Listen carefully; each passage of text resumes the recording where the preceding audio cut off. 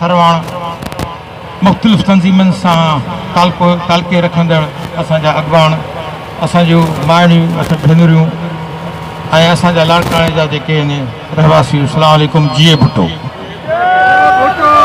Pakistan piece party और पाकिस्तान की क़यादत तव्हां सभिनि सां गॾु आहे, इन में को बि शक न आहे।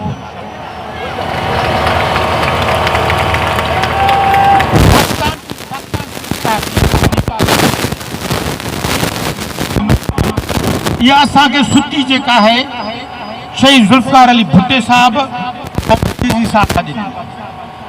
ऐं असां रोटी कपड़ा ऐं मकान जो जेको नारो हयो आहे उन ते असां अमल था कयूं। ये अॼोकी जेके हुकूमतूं आहिनि जेके वादा करे के फिरंदियूं आहिनि और पोइ इल्ज़ाम थी पवनि पाकिस्तान पीस पार्टी ते।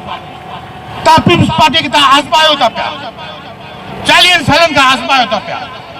कॾहिं पाकिस्तान पीस पार्टी जेको आहे कंहिंखे बेघर न कयो आहे, उन घर ॾिना आहिनि पर उनखे बेघर न कयो वियो आहे। तव्हांखे एजाज़ लगारी तव्हांखे ॿुधायो त हीअ हिकु पिटीशन दाख़िल थी आहे, उन पिटीशन जे तहत इहो पूरो सिलसिलो हलियो आहे।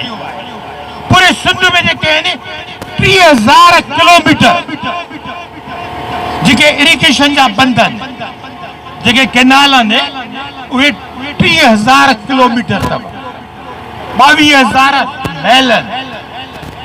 पर इहा जेको सिंधु नदी जेका वहे थी पई, जेके 2080 किलोमीटर जेका आहे इहा वहे थी पई, छोड़ थी करे जेके दरिया समुंड में ऐं हले थी पई जेको आहे तिब्बत खां, ऐं इन में जेके 40 दर निकिरनि था पिया जेके दरिया, जे इहो तव्हांखे अमल करणो त पूरो पाकिस्तान ते कयो, सिंध ते छो था कयो?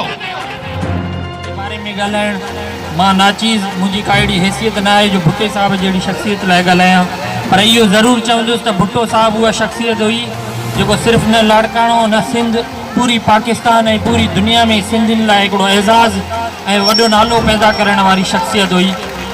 ऐं हमेशह पाकिस्तान पीपल्स पार्टी अजो हुजे, रोटी कपड़ा मकान हुजे, हर बेसिक नीड के बारे में पाकिस्तान पीपल्स पार्टी ॻाल्हायो आहे।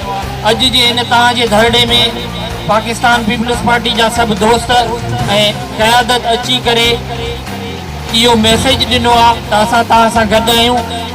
अॻ में बि तव्हां सां गॾु हुयासीं, हाणे बि तव्हां सां गॾु आहियूं ऐं इंशाअल्लाह हर ऐलान में हर तव्हांखे को बि मसइलो हूंदो लाड़काणे जे शहरनि लाइ या सिंध जे अवाम जे लाइ त इंशाअल्लाह पीपल्स पार्टी जा वर्कर पोइ ते पेर न कंदा। लाड़काणे जे तरफ़ां इहो यकीन थो ॾियां त इंशाअल्लाह तव्हांजो नुक़सानु पीपल्स पार्टी जो नुक़सानु आहे ऐं असां सभु ही तव्हांजा घर न आहिनि, असांजा घर आहिनि। ही अमड़ियूं अदियूं भेनरूं ऐं ही दोस्त जेके बीठा आहिनि इहे सभु असांजा आहिनि, असांजा वोटर आहिनि, लाड़काणे जा शहरी आहिनि, सिंधी आहिनि। इंशाअल्लाह हर क़दम में तव्हां सां गॾु हूंदासीं।